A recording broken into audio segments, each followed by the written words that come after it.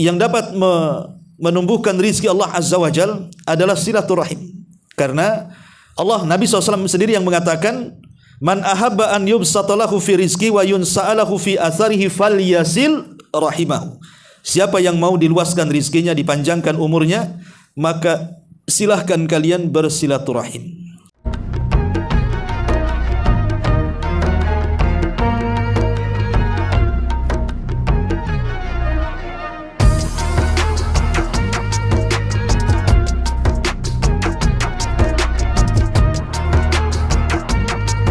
Assalamualaikum warahmatullahi wabarakatuh. Alhamdulillah wassalatu wassalamu ala Rasulillah wa ala alihi wa sahbihi wa mawalah wa la hawla wa la quwata illa billahi wa ba'du. Baik, kita lanjutkan kajian kita, masih membahas fikih Asmaul Husna, dan pembahasan yang tersisa pada minggu yang lalu. Malam ini kita akan membahas nama Allah Subhanahu wa taala Al-Muqit Al-Wasi'. Al-Muqit di sini diterjemahkan yang Maha Kuasa, Al-Wasi' yang Maha Luas.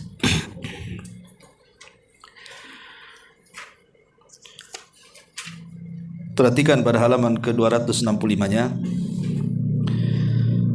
Al-Muqit disebutkan di dalam Al-Quranul Karim, tepat pada surah An-Nisa ayat 85. Man yashfa' syafa'atan hasanatan yakul lahu nasibun minha wa man yashfa' syafa'atan sayyi'atan yakun lahu kiflun minha wa kana Allahu ala kulli syai'in muqita. Barang siapa yang memberikan syafaat yang baik, niscaya ia akan memperoleh bagian pahala daripadanya. Dan barang siapa yang memberikan syafaat yang buruk, niscaya ia akan memikul bagian dosa daripadanya. Allah Maha Kuasa atas segala sesuatu.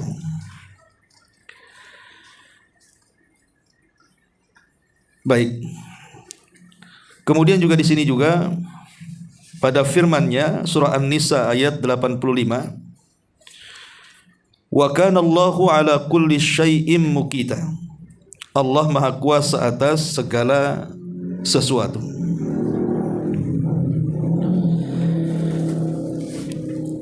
Baik, apa itu Al-Muqit? Dari nama, satu di antara sekian nama-nama Allah Subhanahu wa taala.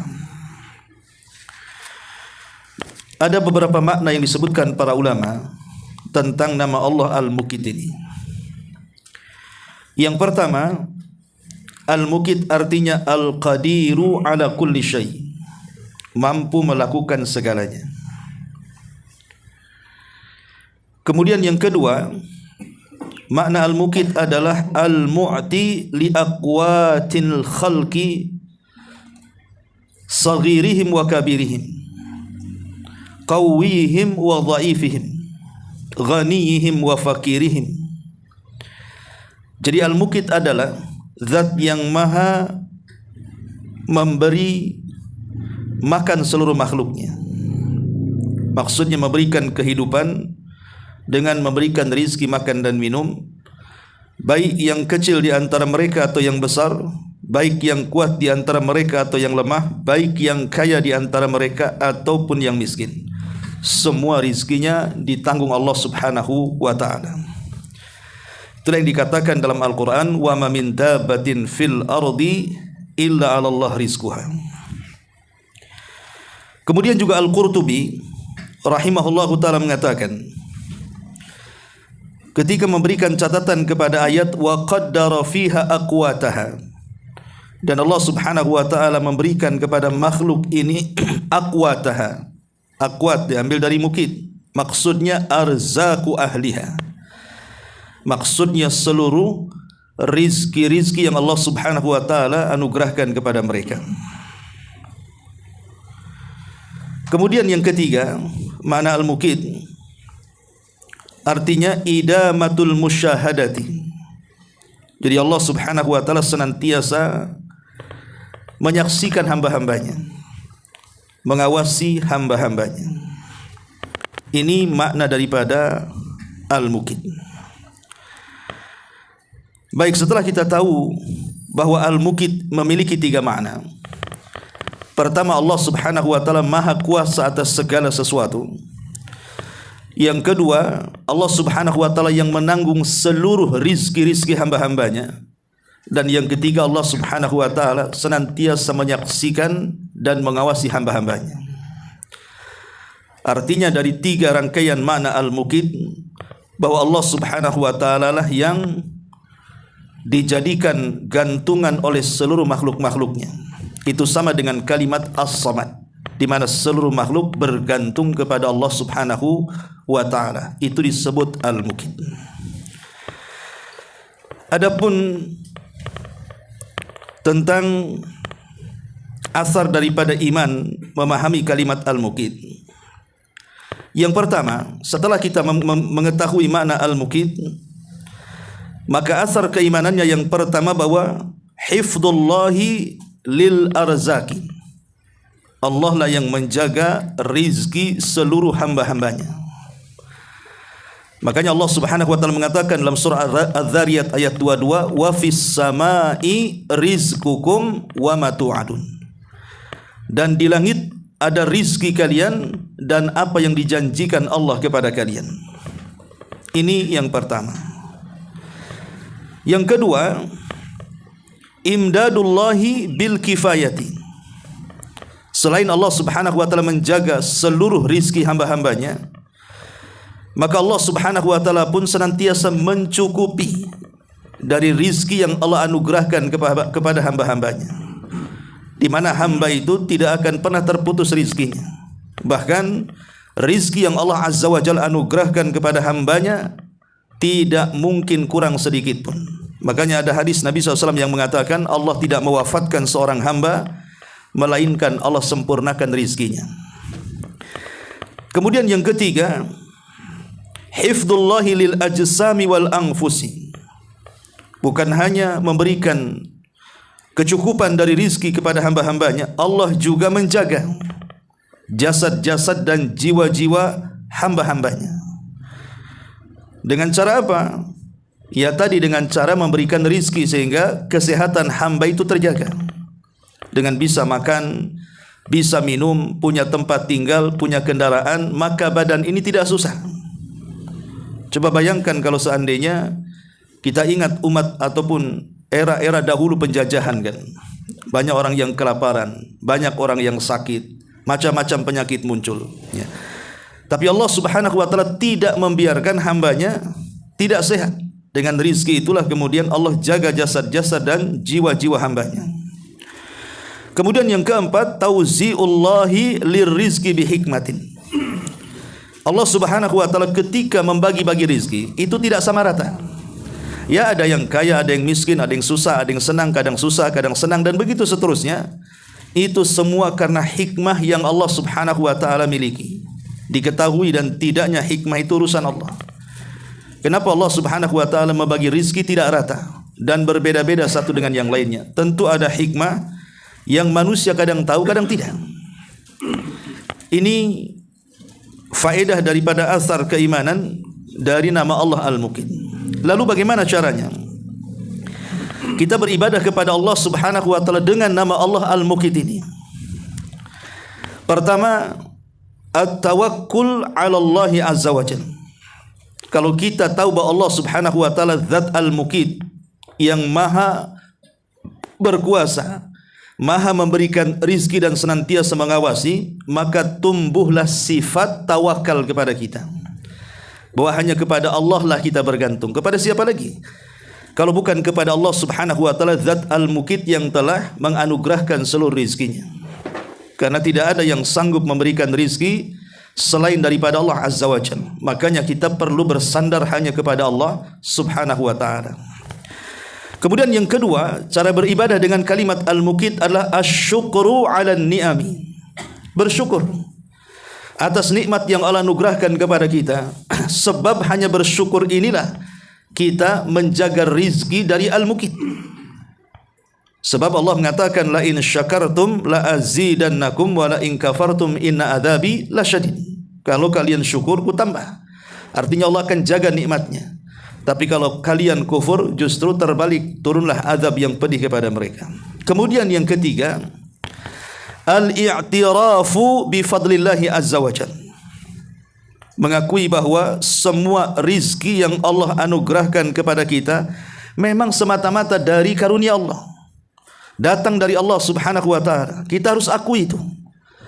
Karena ada hamba-hamba Allah yang tidak mengakui rizki itu datang dari Allah. Seperti kisah Fir'aun yang kisah Qarun yang menasabkan nikmat itu dia yang memilikinya, bukan dari Allah subhanahu wa ta'ala. Sehingga dengan lancangnya dia mengatakan innama utituhu min ilmin indi, sesungguhnya kekayaan ini datang karena kecerdasanku. Dia mengingkari seolah-olah rizki datang karena kecerdasannya. Dia tidak tahu kecerdasan itu datang dari mana. Datang dari Allah, sehingga semua sebenarnya dari Allah subhanahu wa ta'ala. Kemudian yang keempat, cara beribadah dengan nama Allah Al-Muqit adalah Al-Qaram wal-Ata. Ketika kita meyakini bahwa Allah itu Al-Muqit, maka sudah seharusnya kita memiliki sifat karam. Sifat karam dan sifat ata, dermawan dan mudah memberi. Bukankah seluruh kekayaan yang kita miliki semua titipan dari Allah subhanahu wa ta'ala? Ya, karena kita tidak mampu untuk mendatangkan rizki secara sendiri. Karena rizki itu biadillah, di tangan Allah subhanahu wa ta'ala. Maka ketika Allah subhanahu wa ta'ala menganjurkan agar kita menolong kepada sesama, maka dalam rangka mengimani Al-Muqit, maka kita harus menjadi orang yang karam. Sebagaimana Allah juga karam kepada hambanya, maka kita juga harus karam dengan sesama hamba yang lainnya. Ini yang keempat. Kemudian yang kelima adalah bertawassul dengan Al-Muqit saat kita sedang di posisi kesulitan mendapatkan rizki Allah subhanahu wa ta'ala. Boleh jadi seseorang ingin membuka usaha, ataupun seseorang ingin bekerja, atau seseorang sedang kesulitan ekonomi, maka bertawassullah dengan nama Allah Al-Muqit ini, dengan memperbanyak ya Muqit, ya Urzukni, wahai zat yang maha Muqit, yang maha luas rizkinya kepada hamba-hambanya, maka berikanlah rizki kepadaku. Dan ini tawassul yang syar'i. Karena tawassul yang syar'i itu ada tiga. Pertama, tawassul dengan nama-nama Allah subhanahu wa ta'ala, salah satunya Al-Muqit, berdasarkan firman Allah azza wa jal, walillahil asma'ul husna fad'uhu biha. Allah itu memiliki nama-nama yang indah, maka berdoalah dengan nama-nama itu. Atau yang kedua, bertawassul dengan amal saleh dan juga dengan iman. Dan yang ketiga, bertawassul dengan doa-doa orang-orang saleh yang masih hidup. Itulah tawassul syar'i yang disebutkan oleh para ulama. Ma'asyiral muslimin wal muslimat rahimani wa rahimakumullah. Inilah gambaran nama Allah Al-Muqit. Baik, kemudian nama Allah yang lainnya adalah Al-Wasi', yang maha luas. Al-Wasi' ini disebutkan di beberapa ayat dalam Quran. Salah satunya dalam halaman 266 Allah menyebutkan dalam Al-Baqarah 247, wallahu yu'ti mulkahu man yasha'u wallahu wasi'un alim. Allah memberikan perintah, Allah memberikan kekuasaannya kepada orang yang dikehendakinya, dan Allah zat yang maha luas pemberiannya dan maha mengetahui. Kemudian juga dalam surat yang sama ayat ke-115, fa aynama tuwallu fa thamma wajhullah innallaha wasi'un alim. Maka kemanapun kau arahkan, disitulah wajah Allah. Sesungguhnya Allah maha luas rahmatnya, lagi maha mengetahui. Kemudian juga disebutkan dalam surah Al-An'am 80, wasi'a rabbi kulla syai'in ilma afala tatadhakkarun. Ilmu Tuhanku meliputi segala sesuatu, tidakkah kamu dapat mengambil pelajaran? Dan Allah juga mengatakan dalam surah Taha 98, innama ilahukumullahu alladzi la ilaha illahu wasi'a kulla syai'in ilma. Sesungguhnya ilahmu hanyalah Allah yang tidak ada ilah yang berhak disembah kecuali Dia. Pengetahuannya meliputi atau luas kepada segala sesuatu. Dan banyak lagi ayat-ayat yang menjelaskan tentang nama Allah subhanahu wa ta'ala Al-Wasi'. Baik, apa itu Al-Wasi'? Ma'asyiral muslimin wal muslimat rahimani wa rahimakumullah. Al-Imam Al-Khattabi rahimahullahu taala mengatakan wasi' atau al-wasi', nama Allah al-wasi' adalah al-ghani alladhi wasi'a ghinahu mafaqira ibadihi wa wasi'a rizqahu jami'a khalqihi. Al-wasi' adalah zat yang maha kaya, di mana kekayaannya bisa memberikan, di mana kekayaannya bisa menuntaskan seluruh hajat-hajat hambanya. Dan Al-Wasi juga adalah yang luas rizkinya, mencakup seluruh makhluk-makhluknya. Kemudian juga Al-Imam At-Tabari mengatakan juga Al-Wasi artinya yasi'u khalquhu kulluhum bil kifayati wal ittisali wal judi wat tadbir. Artinya Allah Subhanahu wa taala meliputi hamba-hambanya, makhluk-makhluknya dengan cara mencukupi mereka, kemudian memberikan kekayaannya kepada mereka dan mengatur mereka, mengatur hamba-hambanya. Artinya bahwa di sini secara umum kalimat al-wasi adalah Allah yang maha kaya, kaya atas segala sesuatu, di mana kita sebagai hambanya makhluk yang fakir yang berhajat kepada zat yang maha kaya. Lalu apa saja kekayaan Allah Subhanahu wa taala yang terkandung dalam kalimat al-wasi? Yang pertama, si'atu judillahi wa karami. Allah itu sangat penyantun. Allah itu sangat karim. Orang zatnya senantiasa memberikan makhluk-makhluknya dengan keluasan kekayaannya, maka dia sanggup memberikan seluruh hajat makhluknya. Sampai dalam hadis kursi, apa yang diberikan kepada makhluknya dari kalangan jin dan manusia itu hanya seperti tetesan yang di ujung jarum yang dicelupkan di tengah-tengah air lautan. Jadi lautan itu semua kekayaan Allah. Kemudian jarum yang dicelupkan di lautan, kemudian di ujungnya ada tetesan, satu tetes itulah cukup untuk memberikan hajat seluruh makhluk yang berakal di dunia, baik manusia atau jinnya. Ini yang pertama. Maksudnya Allah itu luas karamnya kepada hamba-hambanya. Kemudian yang kedua, si'atu ilmillah. Allah juga luas pengetahuannya. Allah juga luas pengetahuannya, sebagaimana tadi disinggung, sebagaimana yang dikatakan Nabi Khidir kepada siapa? Kepada Musa, dan mengatakan, wahai Musa, kalau ilmu kita digabung, itu tidak lebih daripada tegukan air dari lautan yang diminum seekor burung laut. Jadi lautan itu ilmu Allah, sementara ilmu makhluk itu bagikan tegukan dari lautan, menunjukkan bahwa pengetahuan Allah itu sangat luas sekali. Kemudian yang ketiga, si'atu rahmatillahi wa maghfirah. Selain daripada luas juga ilmunya, luas juga rahmat dan ampunannya. Allah Subhanahu wa taala sangat luas rahmat dan ampunannya. Bahkan ampunan Allah dan rahmatnya jauh lebih luas dibandingkan azabnya. Makanya ada hadis yang mengatakan, inna rahmati wasi'at ghadabi. Sesungguhnya rahmatku melebihi jangkauan daripada kemurkaanku. Yang keempat, si'atu khalqillahi wa sun'i. Luasnya ciptaan Allah Subhanahu wa taala. Artinya selain manusia, banyak makhluk Allah yang jauh lebih besar, lebih luas lagi. Seperti adanya bumi yang terhampar, langit yang menjulang, belum lagi di atasnya kursi, belum lagi ada arasnya. Menunjukkan itu luasnya ciptaan Allah Subhanahu wa taala. Kemudian yang kelima, si'atu syariatillah. Luasnya syariat Allah Subhanahu wa taala. Luasnya syariat Allah Subhanahu wa taala, sehingga apa yang dihajatkan hamba-hambanya semua ada solusinya, dan solusi itu ada pada syariat Allah Subhanahu wa taala yang menjadi aturan bagi hamba-hambanya. Kemudian yang keenam, juga la hududa li hadhihi sifati. Allah Subhanahu wa taala maha luas dengan seluruh sifat-sifatnya. Sifat-sifat yang tidak ada pada hamba ada pada Allah Subhanahu wa taala. Inilah diantara makna al-wasi. Jadi luas dalam rizkinya yang memiliki makna, artinya Allah itu karam, mudah memberi kepada hamba-hambanya. Kemudian yang kedua, luas pengetahuannya, ya. Kemudian yang ketiga, luas rahmat dan ampunannya. Kemudian yang ketiga, yang keempat, luas kekuasaan makhluknya. Kemudian yang kelima, luas syariatnya, dan luas seluruh sifat-sifatnya, tidak dibatasi, ya. Inilah diantara makna kalimat al-wasi. Tapi kalau kita perhatikan, antara dua makna al-mukit dengan al-wasi ini ada kesesuaian.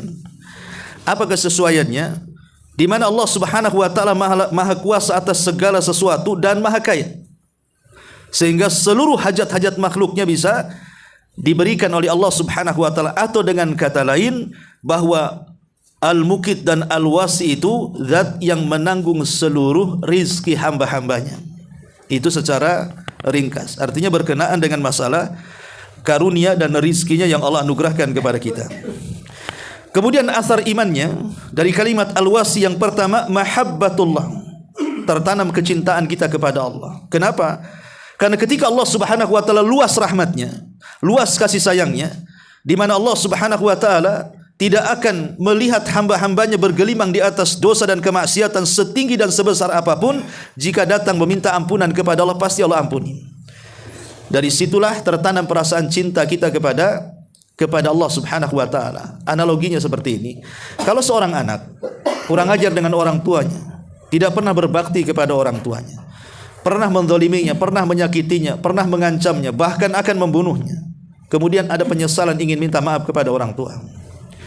Tiba-tiba orang tua dengan mudah memaafkan kesalahan kita anaknya. Apa tidak cinta kita dengan orang tua yang seperti ini?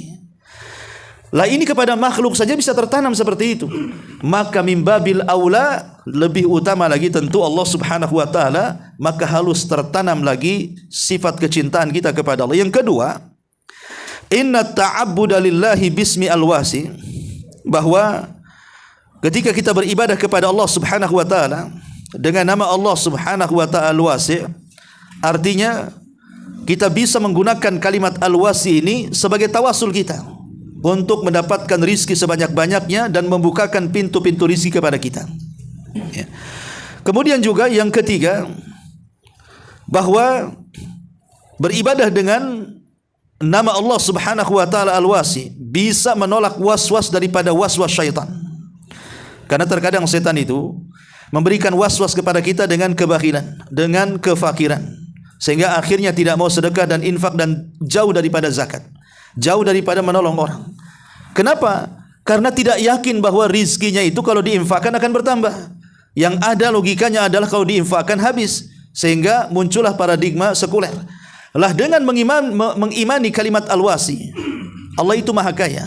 Ketika Allah Subhanahu wa taala menjanjikan setiap barang yang kita infakkan dilipat gandakan, kenapa kita tidak yakin? Allah ini maha kaya kok. Kenapa kemudian tidak yakin?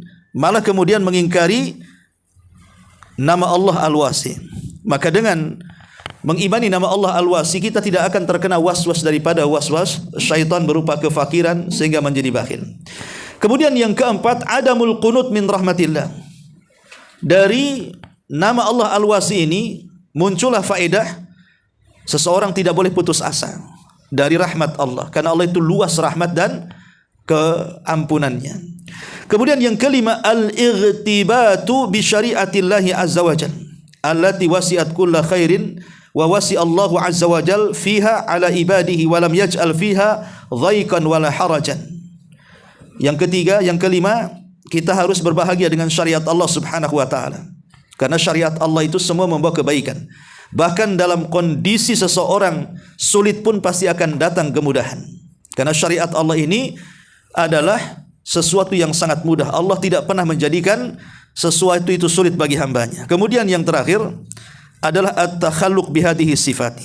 Maka kita harus berakhlak dengan sifat ini, baik al-mukit ataupun al-wasi. Dengan cara apa? Jadilah orang dermawan, jadilah orang yang mudah untuk membantu orang. Itu diantara faedah daripada kalimat al-wasi dan juga al-mukit. Baik ya, untuk meluaskan pembahasan kita, ma'asyiral muslimin wal muslimat rahimani wa rahimakumullah. Kita tahu bahwa rizki yang ada di tangan kita ini, sebutkan rizkinya apa saja, baik rizki hissi ataupun ma'nawi. Rizki hissi itu maksudnya yang dilihat dengan panca indera, itu disebut hissi, dilihat mata, didengar telinga, mampu diusap dengan tangan, ya, itu namanya hissi. Itulah yang berkaitan dengan pakaian, makanan, minuman, tempat tinggal, ataupun kendaraan, itu semua nikmat yang Allah anugerahkan kepada kita. Ataupun maknawi, seperti diberikan ilmu pengetahuan, diberikan ketenangan, diberikan kebahagiaan. Itu namanya maknawi karena tidak tampak zatnya. Ya. Lah rizki baik yang sifatnya maknawi ataupun hissi, kita harus yakin semua datang dari Allah Subhanahu wa taala. Maka di sini ada beberapa kaidah yang antum harus pahami. Berbicara tentang rizki Allah Subhanahu wa taala, yang pertama, ini penting karena ini bicara tentang kaidah. Yang pertama, kita harus yakin anna arzaqa kullaha min indillahi azza wajal, bahwa semua rizki baik hissi atau ma'nawi semua datang dari Allah Subhanahu wa taala. Maka kita tidak boleh mensekutukan Allah dengan meyakini di sana ada zat pemberi rizki selain daripada Allah Subhanahu wa taala. Dari sini tertanam sebuah akidah tauhid yang disebut dengan ar-rububiyah. Karena begini, ikhwatu fillah muliakan Allah azza wajalla, di masyarakat ketika orang tidak memahami bahwa Allah itu al-muqit, bahwa Allah itu al-wasi', ya, maka mereka akan jatuh kepada kesyirikan. Mereka menganggap bahwa selain daripada Allah Subhanahu wa taala mampu memberikan rizki kepada mereka. Seperti orang-orang yang yakin kekayaan mereka bisa didatangkan lewat tangkal jimat, kemudian datang ke dukun atau ke tempat-tempat keramat, ke tempat-tempat yang tidak layak didatangi, yang di dalamnya banyak setan dan iblis. Akhirnya kemudian mereka pun meyakini ada pemberi rizki selain daripada Allah Azza wa Jalla. Ini yang pertama, bahwa semua rizki itu datang dari Allah. Yang kedua, ya, bahwa seluruh makhluk itu bergantung kepada Allah dari rizkinya. Ingat, seluruh makhluk itu bergantung kepada Allah Subhanahu wa taala. Tidak ada satupun zat yang bisa digantungi dalam rizki kita melebihi Allah Subhanahu wa taala. Karena makhluk itu lemah. Antum kalau bergantung kepada pejabat selesai lengser, hilang pula gantungan. Kalau kita bergantung kepada orang kaya, tiba-tiba miskin, hilang juga sandaran. Kalau kita bergantung kepada orang-orang yang sukses, para bos dan yang semacamnya, kalau mereka selesai, kita juga ikut selesai.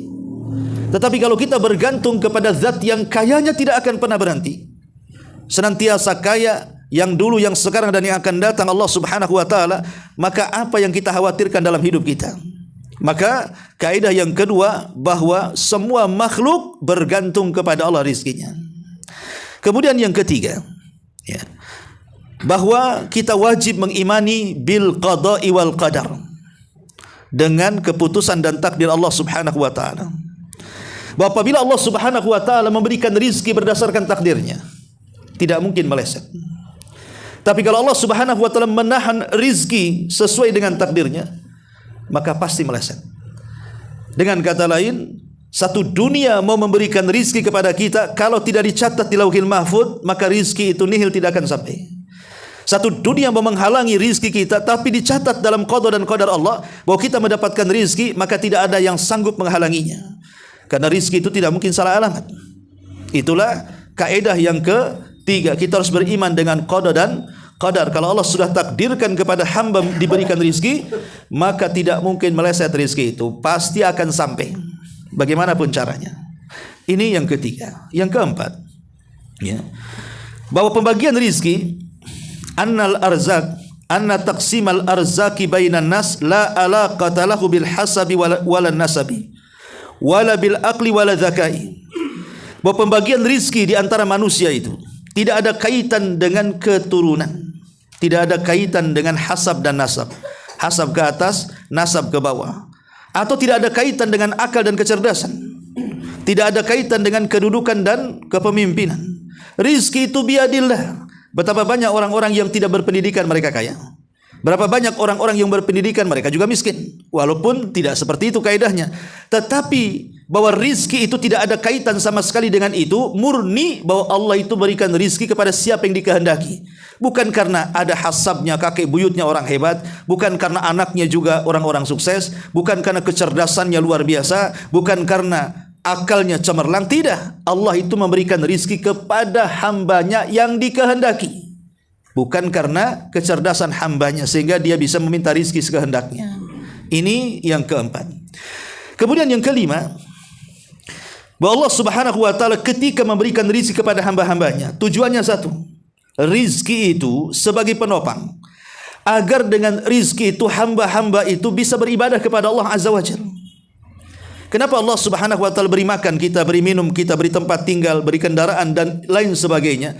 Tujuannya satu, untuk menolong kita, memudahkan beribadah kepada Allah, itu saja sebenarnya. Makanya salah satu orang yang kufur nikmat, dia tidak paham bahwa rizki yang Allah anugerahkan itu untuk menolong dia beribadah. Malah kemudian digunakan untuk bermaksiat kepada Allah dan kufur nikmat. Dia tidak paham rizki diberikan itu untuk apa.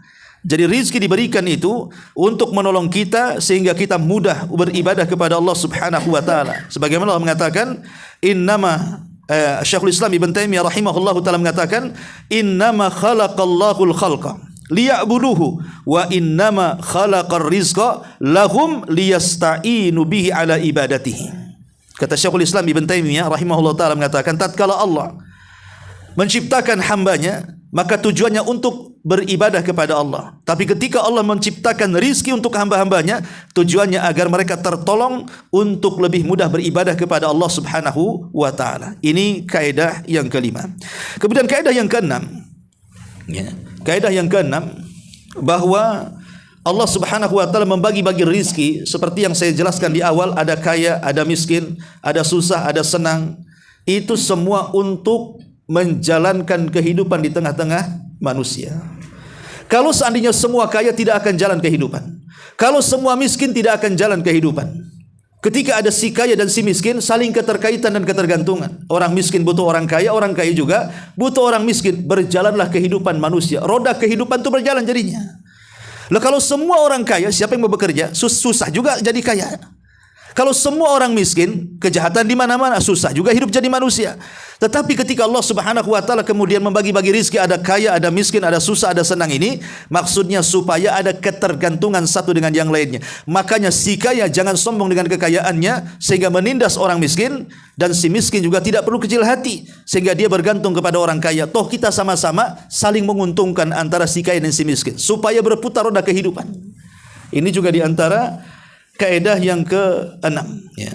Ma'asyiral muslimin wal muslimat rahimani wa rahimakumullah. Kemudian kaidah yang ke-7. Kaidah yang ke-7, bahwa annahu la yutlab ar-rizqu illa minallah. Tidak boleh dicari rizki itu kecuali harus sesuai, tidak boleh dicari rizki itu kecuali carilah rizki itu dari Allah Subhanahu wa taala. Kalau kita kesusahan, jangan mengeluh kepada makhluk, tapi keluhkan kesusahan kita kepada Allah.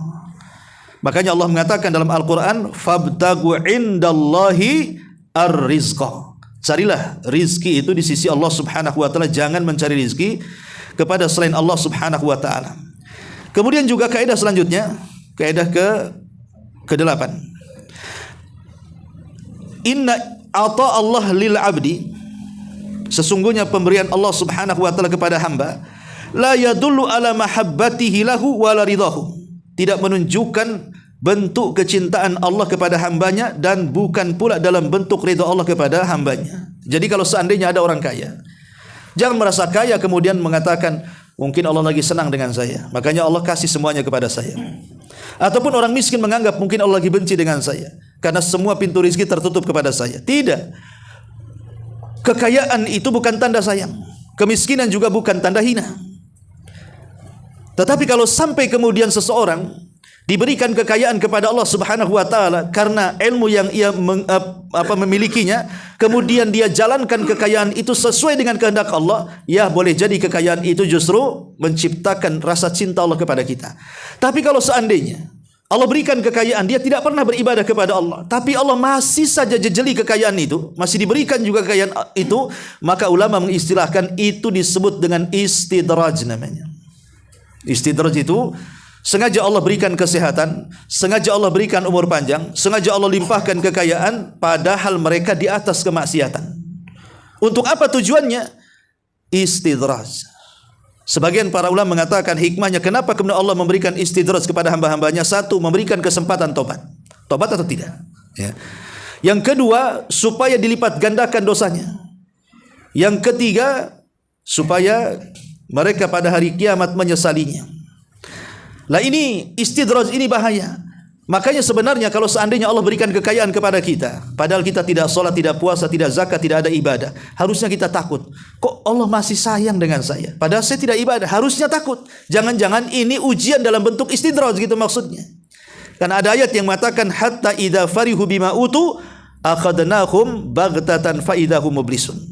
Apabila mereka sudah senang di atas karunia yang Allah anugerahkan kepada mereka, tiba-tiba datang azab kepada mereka, barulah mereka menyadari semuanya.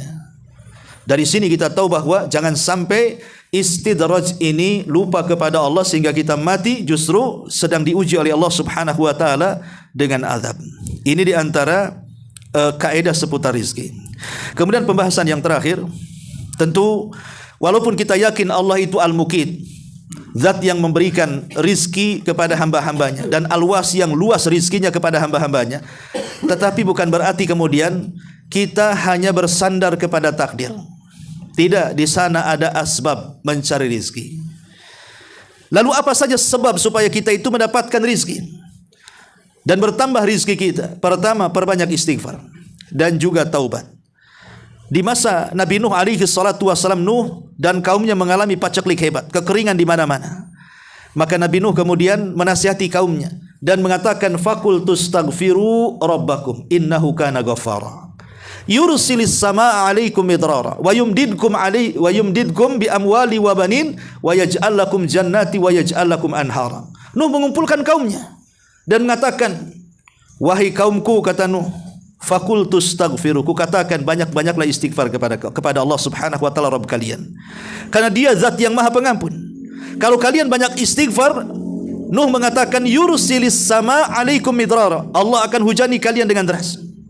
Cukup sampai di situ? Tidak. Wa yumdidkum bi amwali wa banin, Allah banyakkan kekayaan dan anak-anak kalian. Cukup sampai di sini? Tidak. Wa yaj'al lakum jannati wa yaj'al lakum anhar, Allah suburkan hutan-hutan kalian, Allah aliri sungai dan lautan-lautan kalian.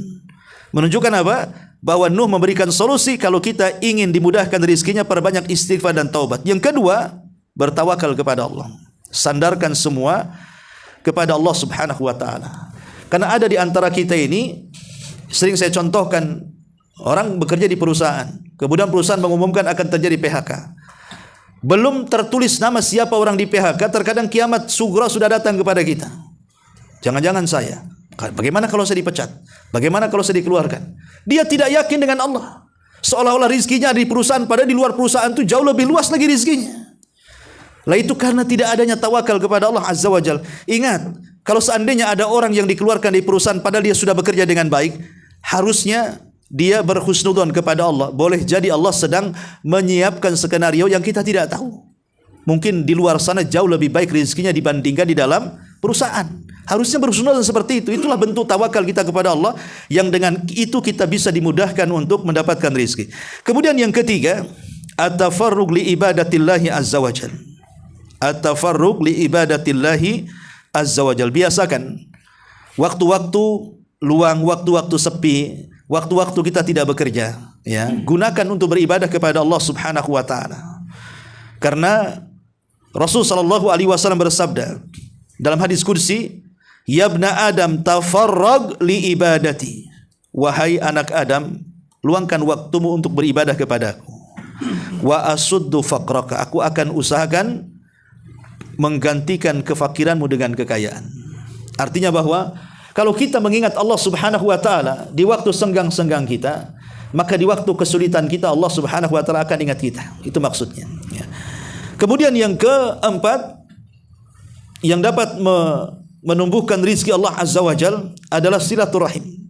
Karena Allah, Nabi SAW sendiri yang mengatakan, man ahabba an yubsatalahu fi rizki wa yunsa'alahu fi atharihi falyasil rahimahu. Siapa yang mau diluaskan rizkinya, dipanjangkan umurnya, maka silahkan kalian bersilaturahim. Kemudian yang kelima, al-infaq fi sabilillah, bersedekah. Karena Allah yang mengatakan, wa ma anfaqtum min syai'in fahuwa yukhlifu. Apapun barang yang kalian infakkan pasti diganti. Bahkan gantinya berlipat ganda, dari 1 menjadi 700 kali lipat. Bahkan boleh jadi di atas daripada itu.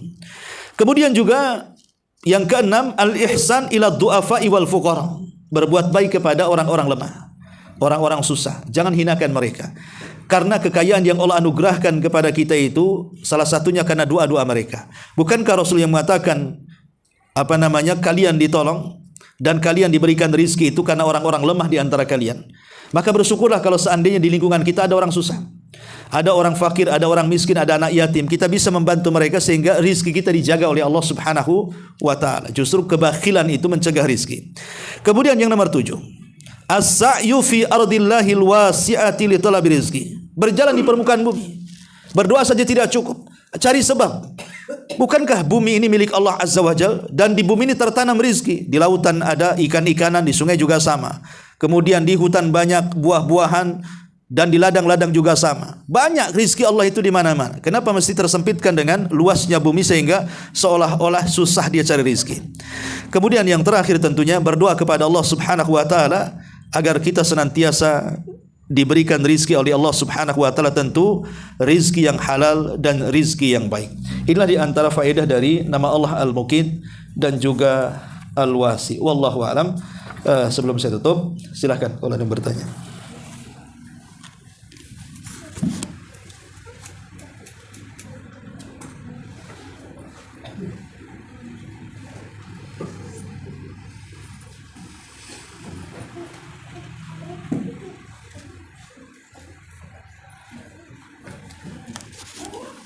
Baik, kalau tidak, tutup. Subhanaka wa bihamdika, asyhadu an la ilaha illa anta, astaghfiruka wa atubu ilaik. Allahu ta'ala alam. Assalamualaikum warahmatullahi wabarakatuh.